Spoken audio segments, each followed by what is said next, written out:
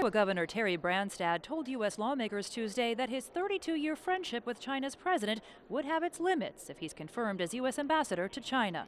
The fact that the leader of China calls us an old friend doesn't mean that I'm going to be at all reluctant or bashful about bringing up issues where we think they have not been fair.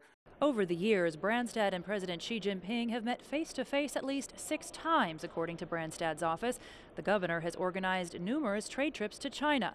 On Capitol Hill, Branstad pledged to advocate for U.S. intellectual property protections, hold Beijing accountable at the World Trade Organization, and stand up for U.S. steel producers. U.S. President Donald Trump has ordered an investigation into Chinese steel and aluminum subsidies. I want to do everything I can to make sure that we stop the unfair and illegal activities that we've seen from China in the steel industry. But as tensions mount on the Korean peninsula, Branstad's approach to deterring Pyongyang's nuclear program also came under scrutiny. For the most part, he stuck to broad tactics to address what he called a threat to humankind. But Branstad said he would support secondary sanctions on Chinese entities if he thinks Beijing isn't sufficiently pressuring the DPRK. And he agreed military intervention should be avoided. We don't need a second Korean War. No. That's for sure. We don't. We need their their help, and I don't think they want a war over this either.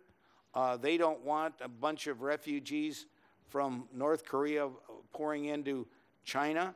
As America's longest-serving state governor, Branstad told lawmakers he had resolved major differences over trade with Chinese officials in the past, increasing exports of Iowa soybeans from 1/3 to nearly half of the state's output.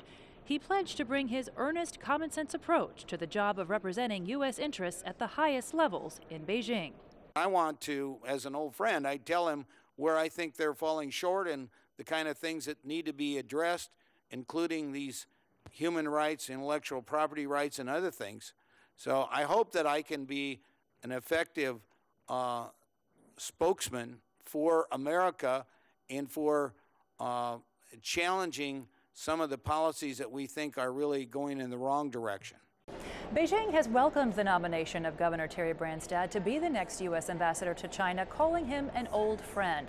Branstad has been similarly welcomed by both parties in the U.S. Congress and is expected to be confirmed by the U.S. Senate and installed in Beijing as early as June.